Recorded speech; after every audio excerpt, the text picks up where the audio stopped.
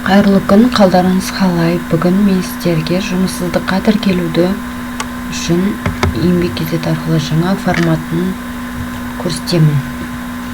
Ол үчүн еңбек.kz.ru еңбек.kz сайтына киресиздер. Осындай бет ачылады. Войти деп через ЭЦП. Жок, бурун тиркелмеген болсаңыз, астына зарегистрироваться деп мына жерге по мобильному деп телефон аркылуу тиркелесиз. Телефон номер жазасыз, оған код келет. Тиркелүү оңай, пошаговый жасап отуруп тиркелесиз. Эгер мен бурун тиркелгенмин десеңиз, онда через Егор кирип кетсеңиз болот. Или номер жазып, парольду жазып кирсеңиз болот. Эң оңай жолу Егор аркылуу кирүү. Неге осындай бет ачылады? Мына жерде мой кабинетке барамыз. Государственные услуги, регистрация лери безработного. Орысшасы түсүнүктүүрөөк, сол үчүн орысшасын ала берейин. Мына жерде соискатель согласен на сбору и обработку персональных данных. Тичка коямыз да выполнить проверку. ЭЦП мен кол коясыз.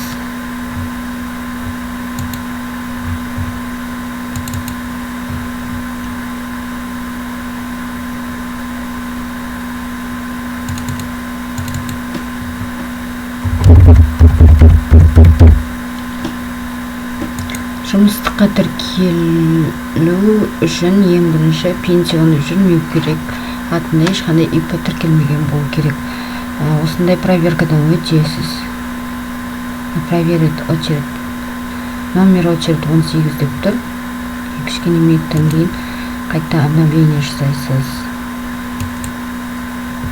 3 рабочий күндө тиркеледі.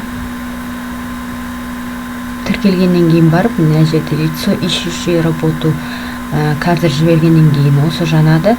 Тиркелгенден кийин безработный деген жанады. Бул 3 рабочий күнү бар жанат. Одан кийин барып жумуштук жардамакысына жиберетін болсаңыз, выплата по потере работы осо жанатын болады. Проверкадан өтүп атыр. Болду. Осы жерде статус деген жер бар. Сол жерде трудовой договор эгер бурун жумуш істеген болсо расторгнут или көбүнө расторгнут деп турат. Мына жерде трудовой договор не найден деп тур. Енді жумуштукка тиркей аламыз. Подать заявку деймиз. Бурун личный кабинетте сиздин резюмеңиз бар дейді. Соны жалғастырасызба дейді. Я болса я, жоқ болса жоқ. Жаңасын істейтін болсаңыз жоқ деп жаңадан бастайсыз. Мен соны жалғастырамын, жаңартамын.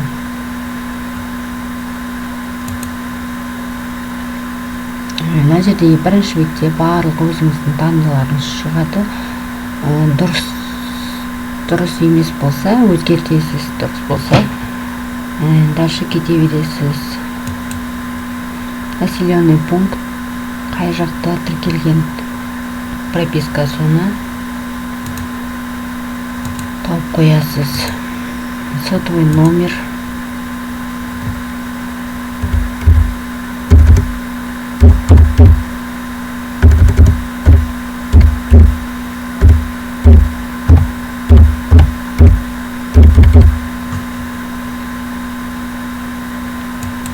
Қалғандар өзі толып тұрады.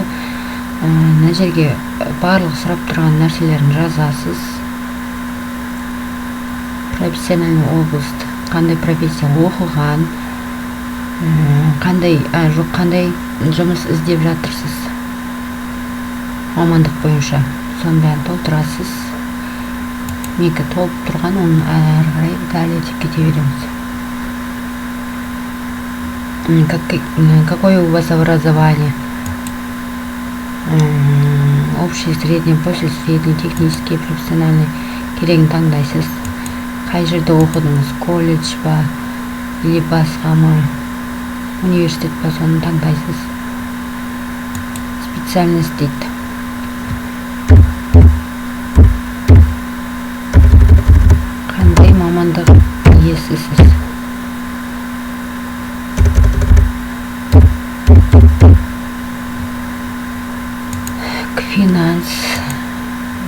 ішінде бухгалтер, экономист, бухгалтер, иә.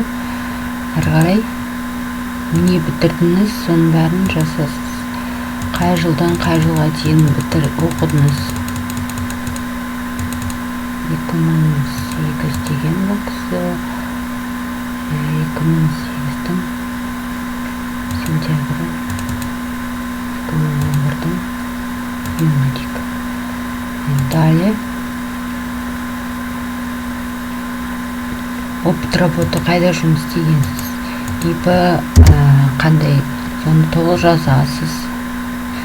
ИП болмаса жұмыс орныңызда бұрын жұмыс істеген, должность не болып жұмыс істедіңіз.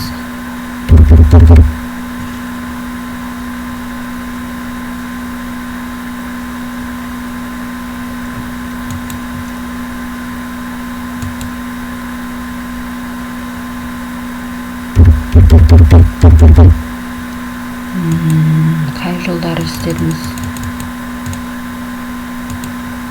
соны толықтырып жазасыз.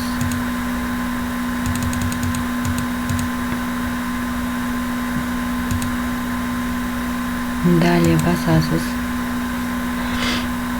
Личные качества, мына жерге бассаңыз, не астына шығады: ответственность, понимание бизнеса, пунктуальность. Керегін алып таңдайсыз, үшеуін таңдайсыз. Казахский, русский қандай уровенде, соны белгілейсіз. Далее басасыз. Сертификаттарыңыз болса, оны толықтырып жазасыз. Мынау бизнес бастаудың сертификаты, ол өзі шығып тұрады, егер алған болсаңыз. Қай кезден бастап жұмыссызсыз?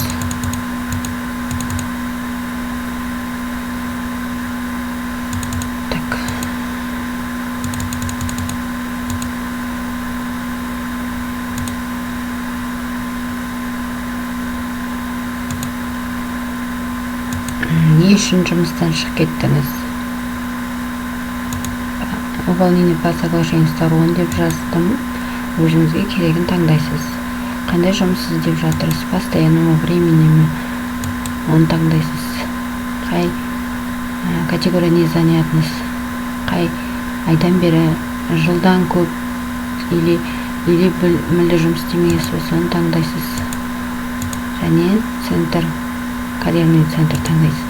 Завершить, и мына жерде просмотреть заявку деген, к списку резюме дегенмейсіз, посмотреть заявку дейсіз. И осы жерден кейін зарегистрироваться как лир дейсіз. И экспомен қол қоясыз.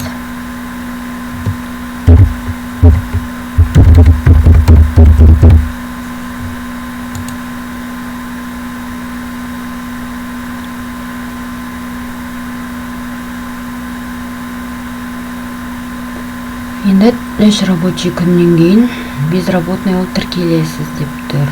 Сіздің принять депсіз.